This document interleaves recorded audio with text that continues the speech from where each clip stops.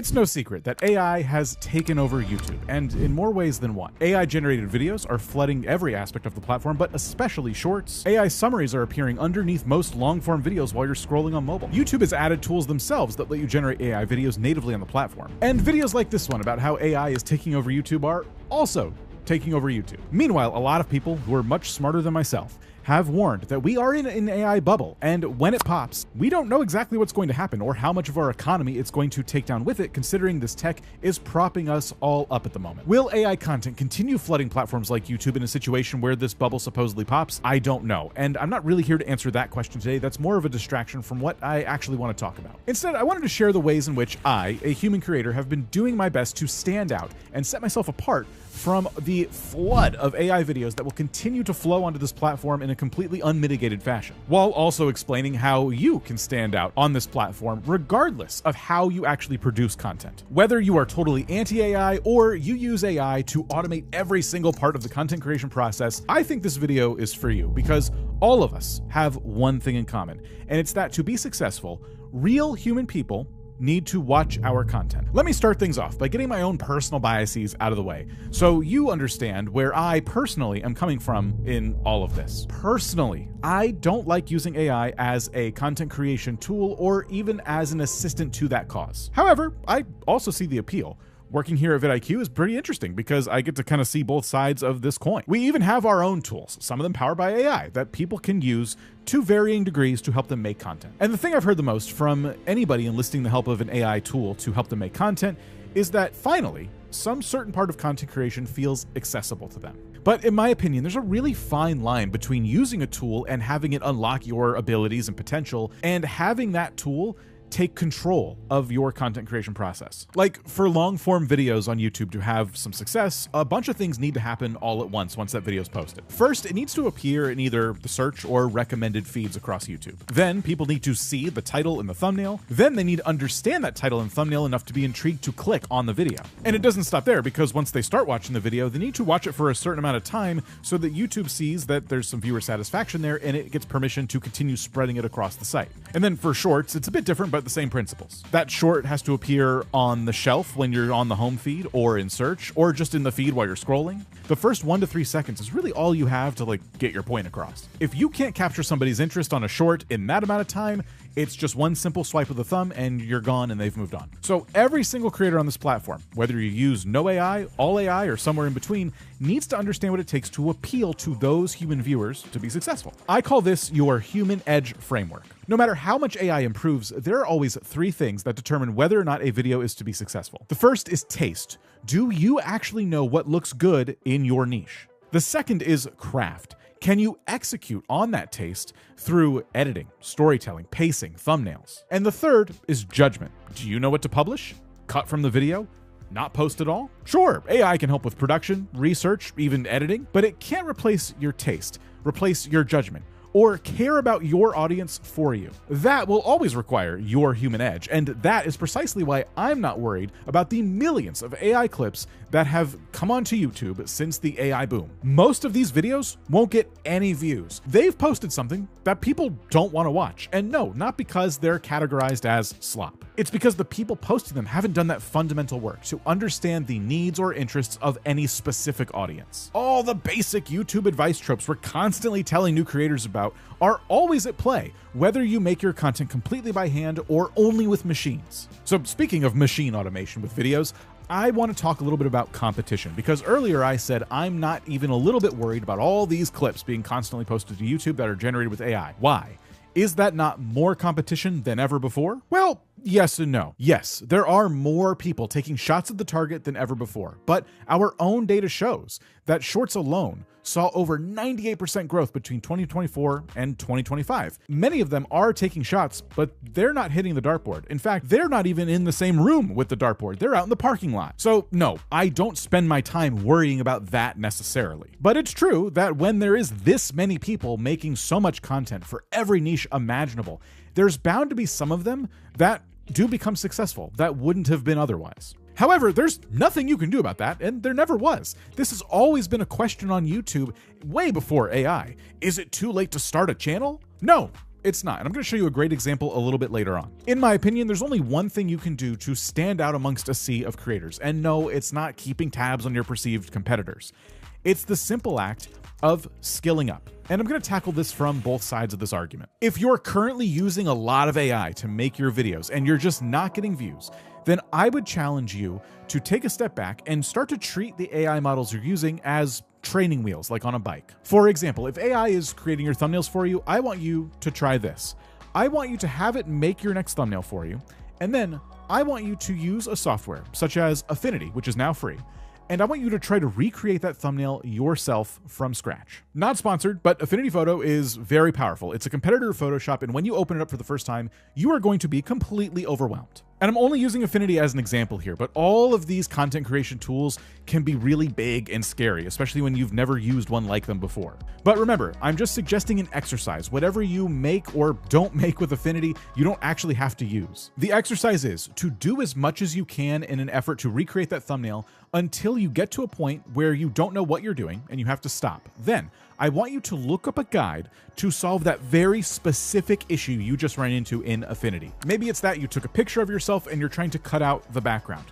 The AI is right there, but I want you to try and learn how to do that yourself. And here's my philosophy behind this exercise. When you understand how to do things like this on your own, you start to take back control over the content creation process. So in this example, the next time you use AI to make a thumbnail and it generates something that you don't quite like, you'll eventually have the tools and skills to make those changes yourself instead of yelling at the AI to do it again, but better. And look, if your attitude is, well, I don't mind talking to the AI and having it fix these problems for me, then you're missing my larger point here, because now I'm going to talk to the people who are struggling to stand out and are not using any AI. For you folks, here's my advice. The next time you record a video, I want you to experiment with one new type of edit that you've never tried before. One example could be adding J-cuts or L-cuts. If you have no idea what those are or what I just said, even better, because to stand out in the age of AI, you're going to need to learn how to skill up. We all are, because right now there are people who do understand these very basic fundamentals. Some of them even using AI to make these videos. They're successful and they're making these videos quicker than ever before. And yes, I'm still talking to the anti-AI crowd out there. If you don't like these AI tools, listen, I get it, but you should at least understand all the different things they're capable of. Me personally, I've experimented with all sorts of AI content creation tools once upon a time. And even though they didn't become part of my regular workflow, they did do something. I learned a lot about my creative workflow and process, things I didn't know about myself before. For example, I was trying to edit videos where I would talk and then I would stop talking and then I would talk again, which would create a big bit of silence in the middle of the clip. There are AI tools that will cut that silence out for me, but I just didn't like the job they were doing.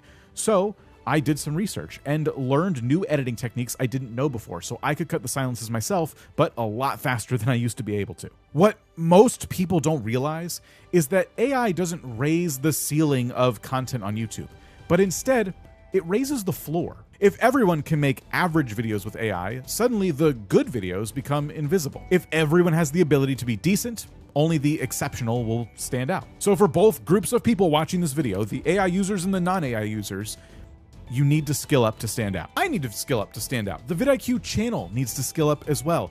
Our niche has exploded since AI came onto the scene.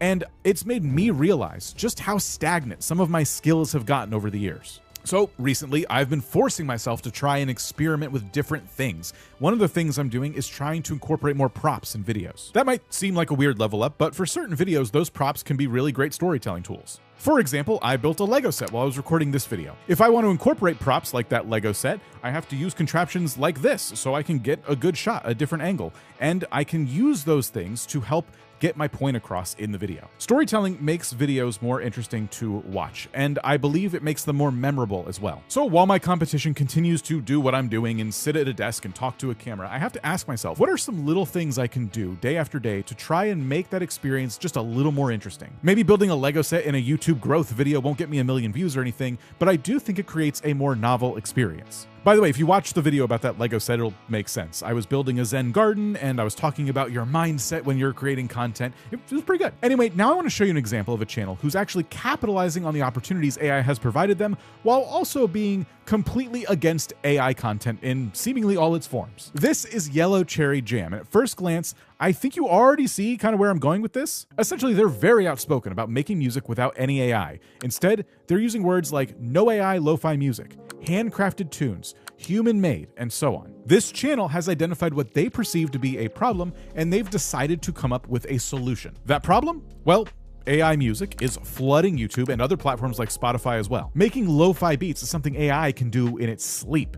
So while all those other channels are scrambling to get a piece of that pie, Yellow Cherry Jam has gone against the grain and is easily one of the fastest growing music channels I've ever seen. They started 1 year ago and have already cracked 100,000 subscribers. They regularly get views that are way over their subscriber count, and in case it's not clear, that's impressive. Think about that. Where were you on YouTube exactly 1 year ago today? Were you getting the views you wanted to get?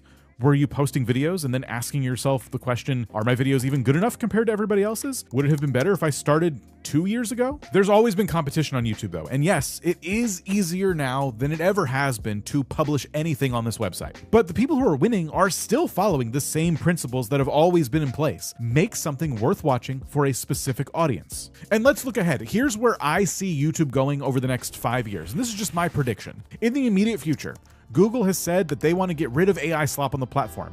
In the same breath, they also said that they want to let people make videos using an AI likeness of themselves. Basically, Google wants to still give you a place to use AI to make content, but they really like you to use their AI, presumably because they feel like they can get some more quality control over the final output if you use their tools. So that's the immediate, but over the next 1 to 2 years, I see the AI bubble popping, personally.